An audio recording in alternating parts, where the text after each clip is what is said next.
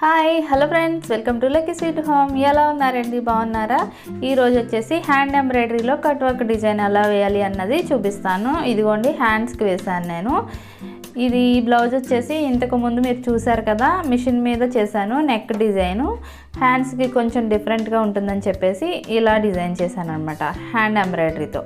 ఈ neck part అంతా machine మీద వర్క్ చేసిన డిజైను. ఇది ఎవరైనా చూడకపోతే నేను డిస్క్రిప్షన్లో లింక్ ఇస్తాను, ఒకసారి చెక్ చేయండి. ఇది హ్యాండ్ పార్ట్లో ఎందుకు హ్యాండ్ ఎంబ్రాయిడరీ చేశాను అంటే కొంచెం డిఫరెంట్గా ఉంటుంది కదా, అంటే సేమ్ డిజైన్ నాకు ఇంకొక బ్లౌజ్ ఉంది, మీకు ఆల్రెడీ చూపించాను, అందుకని చెప్పేసి డిఫరెంట్గా ఉంటుందని చెప్పేసి ఈ డిజైన్ వేశాను.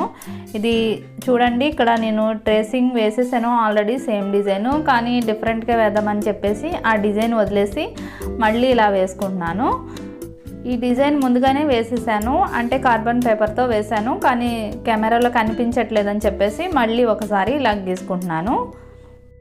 చెక్స్ డిజైన్ లాగా వేసాను లోపల. ఇప్పుడు థ్రెడ్ వచ్చేసి విచ్ థ్రెడ్ తీసుకున్నాను, రెడ్ కలర్ది. ఇది 6 లైన్స్ ఉంటుంది కదా, దీనిలో 3 లైన్స్ తీసుకుని నీడిల్కి ఎక్కించుకున్నాను. ఇప్పుడు స్టార్ట్ చేసేద్దాము. ఫస్ట్ గొలుసు కుట్టుతో కుడుతున్నాను, అవుట్లైన్ అంతా కుట్టేసుకోవాలి. ఈ చైన్ స్టిచ్ చాలామందికి ఐడియా ఉండే ఉంటుంది, కొత్తగా నేర్చుకునే వాళ్ళకైతే చూడండి ఒకసారి. ఇంతకుముందు మిషన్ మీద కట్ వర్క్ చేసినప్పుడు చాలామంది నన్ను కామెంట్ సెక్షన్లో అడిగారు, అంటే హ్యాండ్ ఎంబ్రాయిడరీతో ఎలా చేసుకోవాలి అన్నది ఒక వీడియో చేయమని చెప్పేసి, అందుకే కొంచెం డిఫరెంట్గా ఉంటుందని చెప్పేసి ఈ డిజైన్ వేస్తున్నాను. ఇంతకుముందు మిషన్తో కట్ వర్క్ ఎలా చేసుకోవాలన్నది వీడియోస్లో చూపించాను కదా, అంటే అందరి దగ్గర మిషన్ ఉండదు. మిషన్ లేని వాళ్ళకి హ్యాండ్తో ఎలా చేసుకోవాలి అన్నది వీడియో యూజ్ అవుతుంది.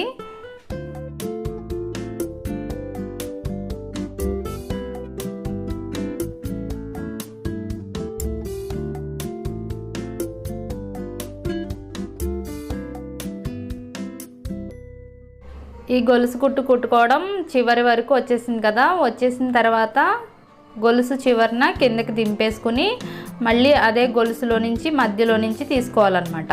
ఇలా తీసుకోవడం వల్ల ఏంటంటే కార్నర్స్ నీట్గా వస్తుంది, షేప్ అనేది కరెక్ట్గా వస్తుంది. లేదంటే రన్నింగ్ అలాగే కుట్టేస్తే రౌండ్ వచ్చేస్తుంది. ఇలా గొలుసు కుట్టు మొత్తం కుట్టేసుకోవాలి.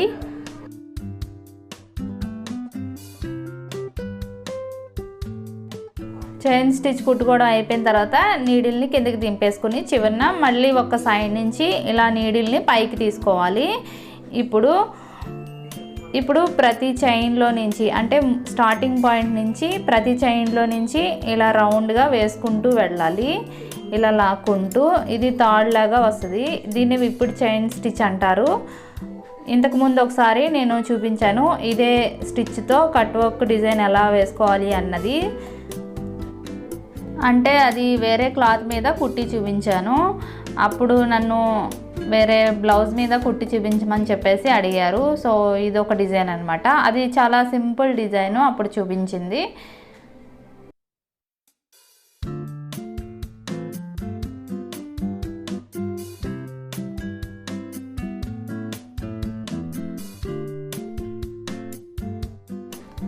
ఇలా ప్రతి చైన్లో నుంచి ఈ థ్రెడ్ని తీసుకోవాలి. థ్రెడ్ వచ్చేసి సిల్క్ థ్రెడ్ అస్సలు తీసుకోకండి, కట్ వర్క్కి సిల్క్ థ్రెడ్ వేసుకోకూడదు, ఎందుకంటే మనం బర్న్ చేస్తాం కదా అప్పుడు కాలిపోతుంది. ఇదైతే కొంచెం స్ట్రాంగ్గా ఉంటుంది, అందుకని చెప్పేసి ఓన్లీ విచ్ థ్రెడ్ మాత్రమే తీసుకోండి, సిల్క్ థ్రెడ్ మాత్రం తీసుకోకండి.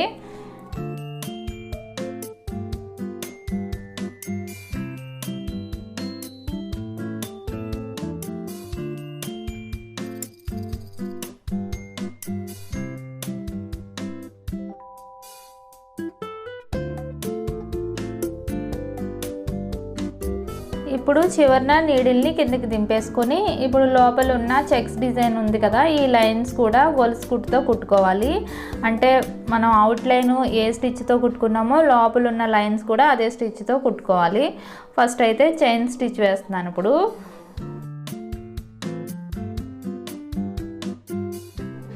ఇలా గొలుసు కుట్టు కుట్టేసుకుని తర్వాత మళ్ళీ రౌండ్గా వేసేసుకోవాలి, అంటే ఇప్పుడు చైన్ స్టిచ్ వేసేసుకోవాలన్నమాట. ఇప్పుడు వచ్చేసి డిజైన్ చుట్టూ మిర్రర్స్ వేద్దాం అనుకుంటున్నాను. మిర్రర్స్ స్మాల్ సైజ్, అంటే 0 సైజ్ మిర్రర్స్ తీసుకున్నాను.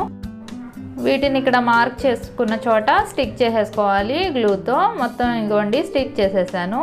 చేసిన తర్వాత ఈ మధ్యలో మిడిల్ గ్యాప్లో ఇక్కడ మార్క్ చేసుకుంటున్నాను. ఇక్కడ ఈక్వల్గా గ్యాప్స్ ఇచ్చుకుంటూ మిర్రర్ స్టిక్ చేసుకున్నాను. ఇలా లైన్స్ గీసుకుంటున్నాను. ఈ లైన్స్ వేసుకున్న చోట లేజీ డేజీ స్టిచ్ వేసుకుంటున్నాను. ఇది వచ్చేసి నేను pink, light baby pink colour thread తీసుకున్నాను. ఇది కూడా 3 లైన్స్ థ్రెడ్ తీసుకున్నాను. లేజీ డేజీ అంటే పెద్ద కష్టమేం కాదండి. చైన్ స్టిచ్ కుట్టుకుంటాం కదా, చైన్ వేసుకుంటాం కదా, ఒక చైన్ వేసుకుని చివరిన కిందకి దింపేసుకుంటే అదే లేజీ డేజీ స్టిచ్ అంటారు. ఆ స్టిచ్తోనే ఇలా మొత్తం కంప్లీట్గా ఈ లైన్స్ అన్నీ వేసేసుకుంటున్నాను.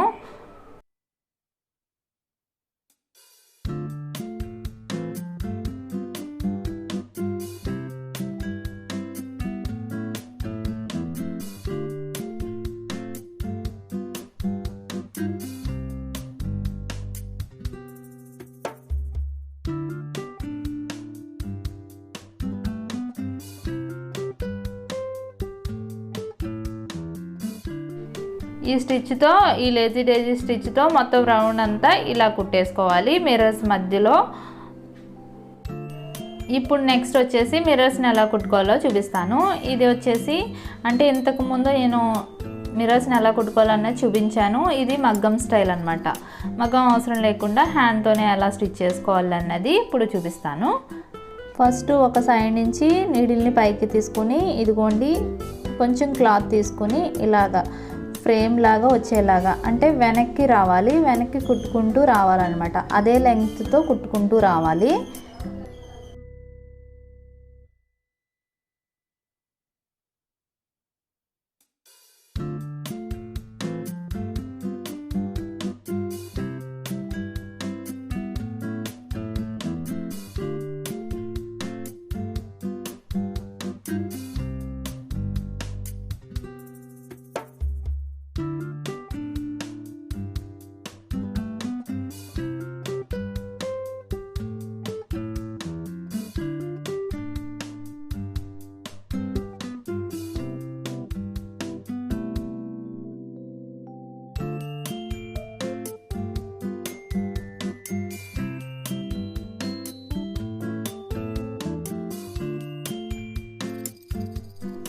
ఇప్పుడు ఇంకొక మిర్రర్ కుట్టి చూపిస్తాను చూడండి.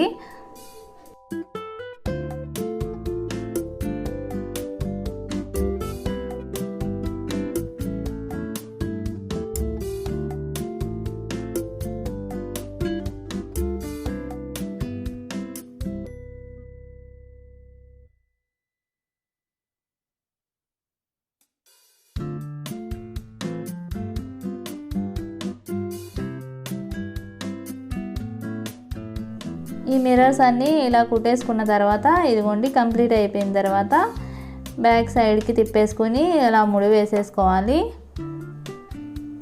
వేసేసుకున్న తర్వాత ఇప్పుడు కట్ వర్క్ చేసేసుకుందాము. అగరబత్తిని వెలిగించుకొని ఇలాగ లోపల ఉన్న క్లాత్ని, అంటే ఈ చెక్స్లో ఉన్న క్లాత్ని ఇలా బర్న్ చేసేసుకోవాలి.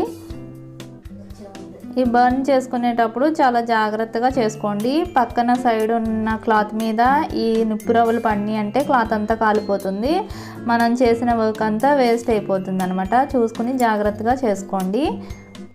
ఇలా బర్న్ చేసేటప్పుడు అదే సిల్క్ థ్రెడ్తో కుడితే కనుక త్వరగా కాలిపోతుంది సిల్క్ థ్రెడ్ అయితే. కాబట్టి విచ్ థ్రెడ్ అయితే అలానే ఉంటుంది, ఎందుకంటే కొంచెం కాటన్ మిక్స్ అయి ఉంటుంది కదా, స్ట్రాంగ్గా ఉంటుంది అనమాట. అందుకే కట్ వర్క్ చేయాలి అనుకున్నప్పుడు సిల్క్ థ్రెడ్తో మాత్రం వర్క్ చేసుకోకండి.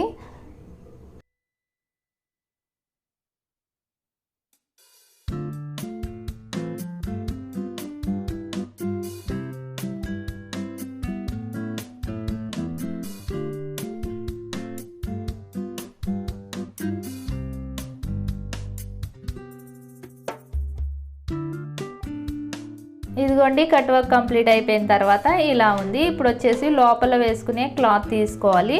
అంటే మీరు ఏది వేసుకోవాలంటే అది వేసుకోవచ్చు అనమాట. అంటే బ్లౌజ్ మ్యాచింగ్, శారీ మ్యాచింగ్ని బట్టి లోపల క్లాత్ తీసుకోవచ్చు. ఈ డిజైన్కి సరిపడా క్లాత్ని కట్ చేసుకోండి. ఇలాగా డిజైన్కి సరిపడా క్లాత్ని తీసుకొని పెట్టుకున్నాను. ఇది సాటిన్ క్లాత్ తీసుకున్నాను నేను, కొంచెం షైన్ అవుతుంది కదా సాటిన్ క్లాత్ అయితే. ఇప్పుడు ఈ క్లాత్ దీనికి అటాచ్ చేయడానికి నేను మిర్రర్స్ అటు ఇటు ఈ పర్ల్ బీడ్స్ వేస్తున్నాను. ఎందుకంటే ఈ క్లాత్ ఊడిపోతుంది కదా, అదే మీకు పర్ల్స్ వద్దు అనుకుంటే అక్కడక్కడ టాకాలు వేసేసినా అలా ఉండిపోతుంది బ్లౌజ్ కుట్టే వరకు. నేను ఇక్కడ బీడ్స్ వేస్తున్నాను, ఆ చివర ఈ చివర వేసుకుంటే సరిపోతుంది.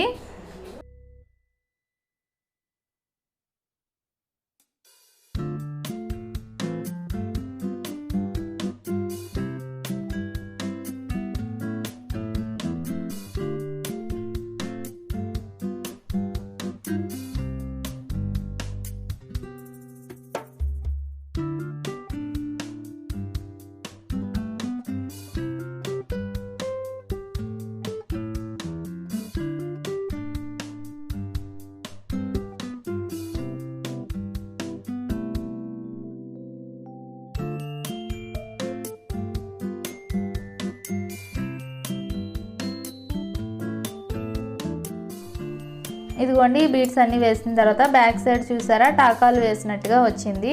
అదే పర్ల్స్ వేసుకోకపోతే నార్మల్గా అక్కడక్కడ టాకాలు వేసేసుకోండి సరిపోతుంది. బ్లౌజ్ కుట్టే వరకు అలాగే ఉంటుంది. సేమ్ ఇలానే ఇంకొక హ్యాండ్ కూడా ఇదే డిజైన్ వేశాను. సేమ్ డిజైను మీరు లెహంగా మీద బ్లౌజ్ కూడా వేసుకోవచ్చు. అంటే ఎల్బో హ్యాండ్స్ వరకు వేసుకుంటాం కదా, అలాంటి దాని మీద కూడా ఇలాంటి డిజైన్ వేసుకుంటే సూపర్ అంటే సూపర్ ఉంటుంది. ఇది ఇంతకు ముందు మిషన్ మీద వేసిన డిజైన్, ఇది హ్యాండ్స్కి అనమాట. ఓకే, ఐ హోప్ మీకు ఈ వీడియో నచ్చింది అనుకుంటున్నాను. నచ్చితే లైక్ చేయండి ఫ్రెండ్స్. Okay, bye friends.